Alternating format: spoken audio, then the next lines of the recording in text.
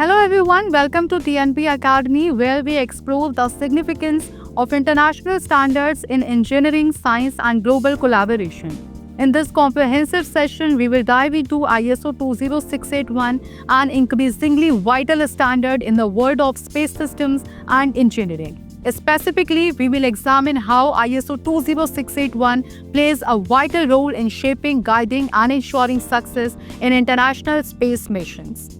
As the global space industry experiences unprecedented growth and cooperation, from Mars missions and deep space exploration to Earth observation constellations and lunar bases, the need for standardized engineering practices, common technical languages, and reliable systems integration has never been more crucial. ISO 20681 addresses these needs by providing a structured systems engineering framework.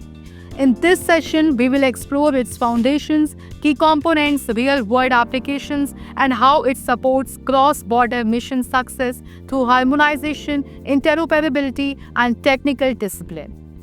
Background and purpose of ISO 20681.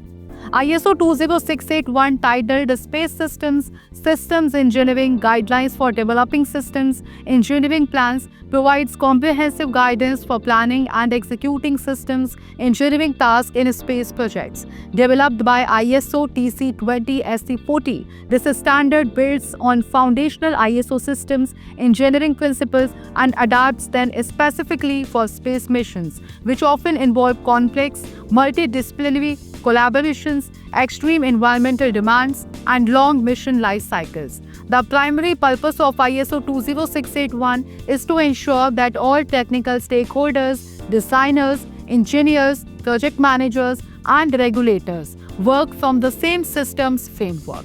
This enables better risk management, clearer requirements, more predictable system behavior, and more successful mission outcomes.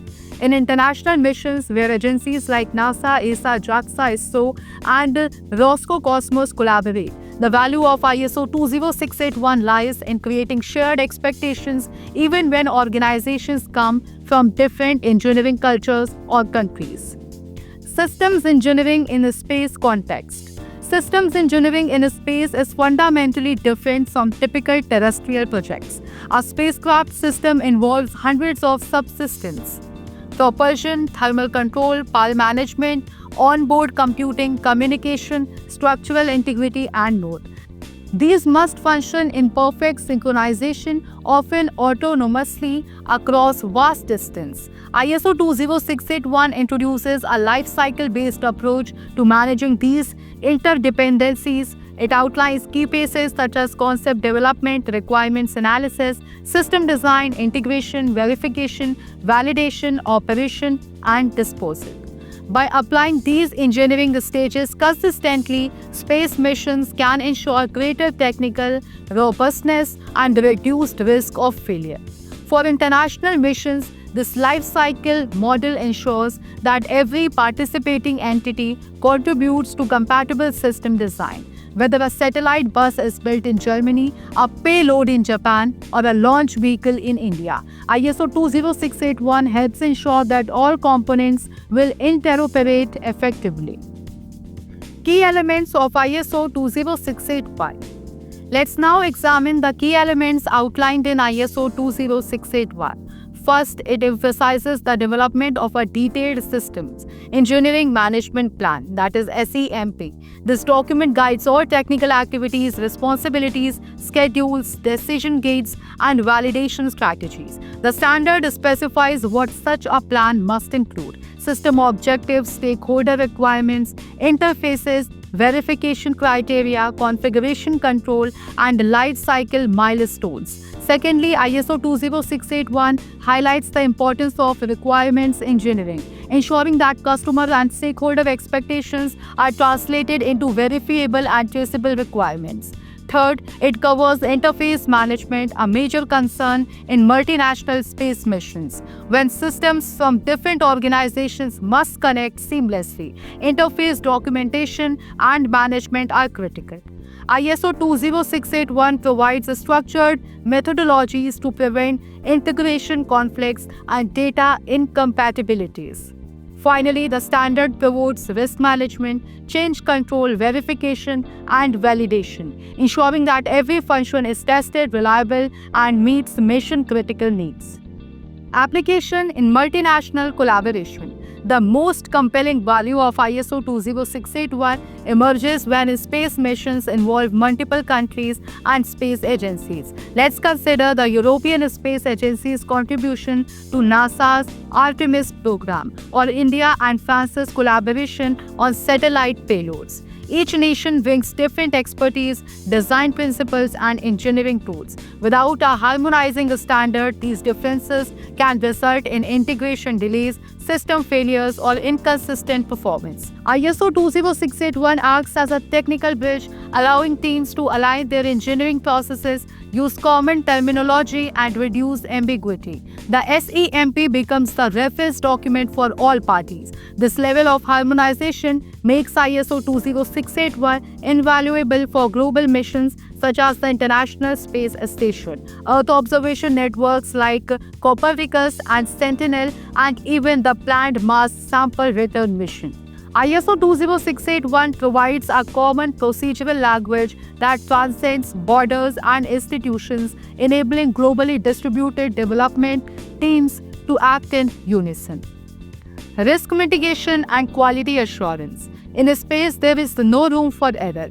A single miscalculation can destroy years of work and cost millions. ISO 20681's structured planning approach is instrumental in risk reduction. It encourages early identification of technical risks, assigns responsibilities for mitigation, and ensures that validation strategies are not afterthoughts but integral to design. Additionally, ISO 20681 links closely with quality management systems like ISO 9001 and aerospace standards such as AS9 Hybrid.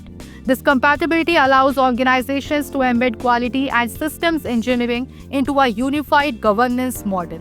For instance, if a Canadian company is designing a LiDAR module for a European satellite, both partners can reference ISO 20681 to ensure that quality assurance checkpoints, integration procedures, and environmental testing are properly planned and documented. The standard helps predict failure modes, manage non-conformities, and validate that every subsystem meets exacting space-flight conditionings. The standard helps predict failure modes, manage non-conformities, and validate that every subsystem meets exacting space flight conditions. Case studies and examples.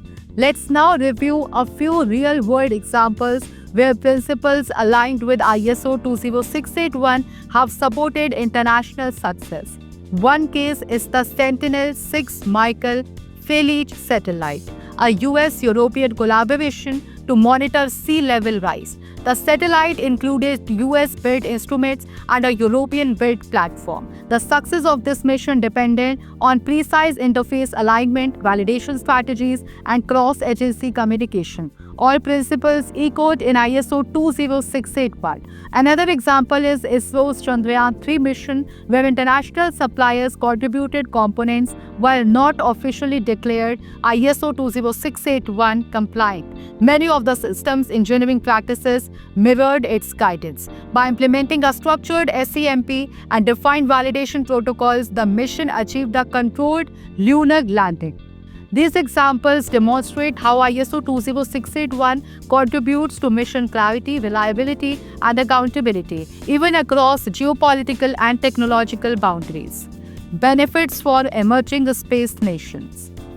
ISO 20681 isn't just for established agencies like NASA or ESA. It offers significant value to emerging space programs in nations like Brazil, South Africa, Argentina, Vietnam, and the UAE. These countries may have limited experience in end-to-end space systems engineering, and ISO 20681 serves as a learning tool and guide. It helps new space agencies avoid common pitfalls by providing templates for planning, integration, testing, and control.